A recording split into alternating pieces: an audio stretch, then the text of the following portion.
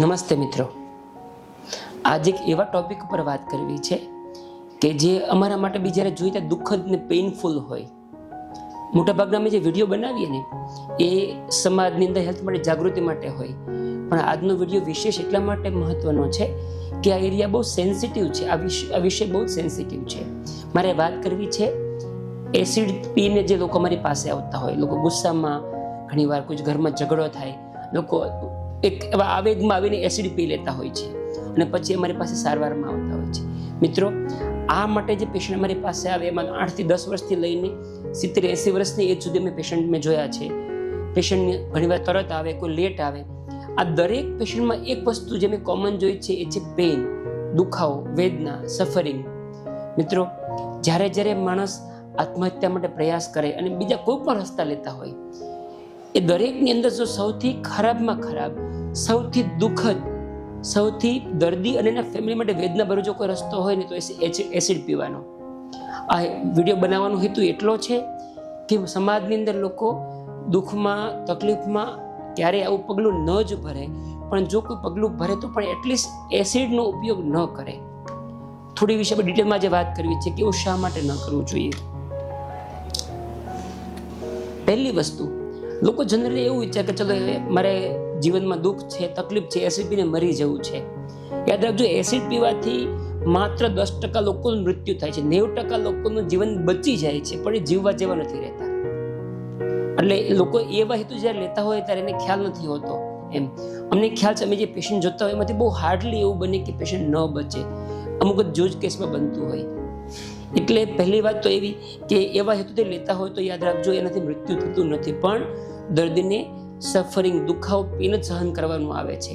લે ત્યારે સહન કરવાનું, પછીની સારવારમાં સહન કરવાનું, સારું થયા પછી સમાજમાં જઈને સહન કરવાનું. એટલા માટે આ રસ્તો કોઈએ લેવો જોઈએ નહીં. થોડી હજુ વધારે ચર્ચા કરીએ. જ્યારે લોકો એસિડ લઈને આવે ત્યારે ક્યાં તકલીફ થાય? આ પાચન તંત્ર છે, આ અંદળી છે, મોઢું, અંદળી અને જઠર, જેથી નાનું આંતરડું સ્ટાર્ટ થઈ ગયું. મોટાભાગના કેસમાં એસિડથી મોઢામાં અલ્સરથી શરૂઆત થાય. મોઢામાં જાય એટલે અલ્સર થાય. તમે વિચાર કરો, આપણે મોઢામાં નાની ચાંદી થઈ હોય તો કેટલો દુખાવો થતો હોય. તો જ્યારે મોઢામાં એસિડ જાય અને આખા મોઢામાં ચાંદી પડી જાય ત્યારે એની વેદના કેટલી વધારે હોય. પછી અંદળીમાં જાય, પછી જઠરમાં, આટલા એરિયામાં તકલીફ આપે. મોટાભાગના નાના આંતરડામાં પ્રોબ્લેમ આવતા નથી. આ કોઈ પેશન્ટનો ફોટો છે, આ જીભનો પાછળનો ભાગ છે, આ સ્વરપેટી, બધી જગ્યાએ મોટા મોટા અલ્સર થયા છે. આખું જ સોજી ગયું છે એસિડ પીવાને લીધે. એટલે પહેલી વસ્તુ કે જ્યારે દર્દી લે ત્યારે પેન બહુ વધારે હોય. બીજી કોઈ પણ દવા પીવે કે બીજા કોઈ પણ રીતે માણસનું મૃત્યુ થાય, આટલા જેવું પેઇનફુલ મૃત્યુ ક્યારેય કોઈનું હોતું નથી.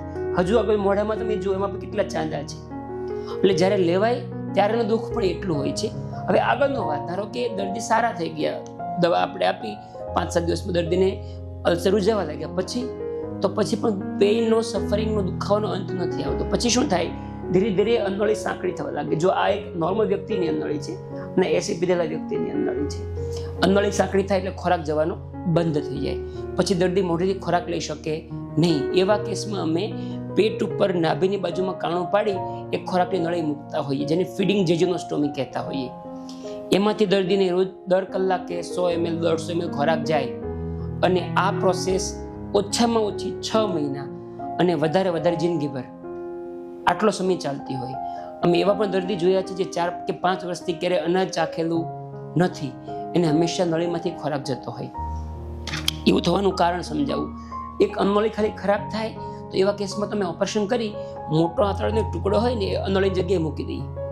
હૃદય અને આ હાડકાની વચ્ચે હાથ નાખી જગ્યા બનાવી અને કોલોનની વચ્ચે મૂકી દઈએ. પણ ઘણીવાર એવું બને કે આપણે જે આ અંદળી છે અને શ્વાસનળી બેનું જે જંક્શન હોય, ને વધારે ખ્યાલ આવશે બતાવું તો, આપણે ખોરાક જ્યારે લઈએ તો ખોરાક શ્વાસનળીમાં શા માટે ન જાય? કારણ કે એક વાલ્વ આવે.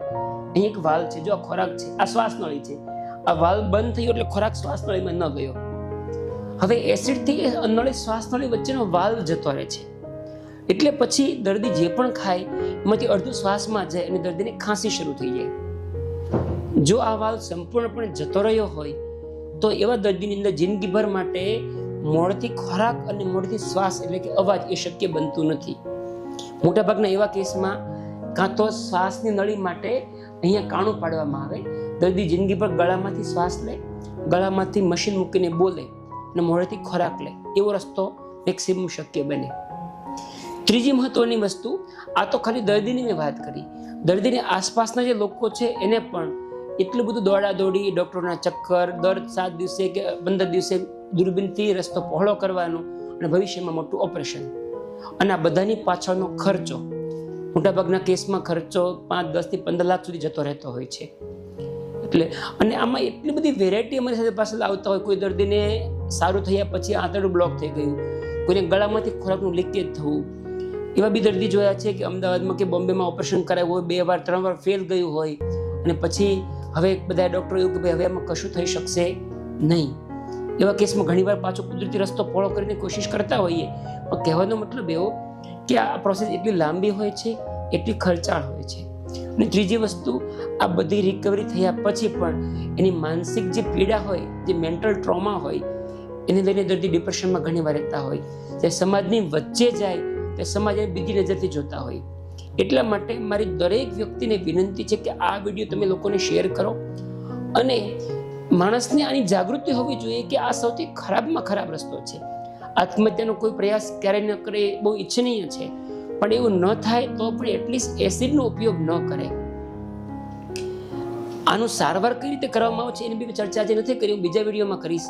પણ એટલું યાદ રાખજો કે આ સૌથી ખરાબમાં ખરાબ, સૌથી પીડાદાયક રસ્તો હોય છે. ધન્યવાદ.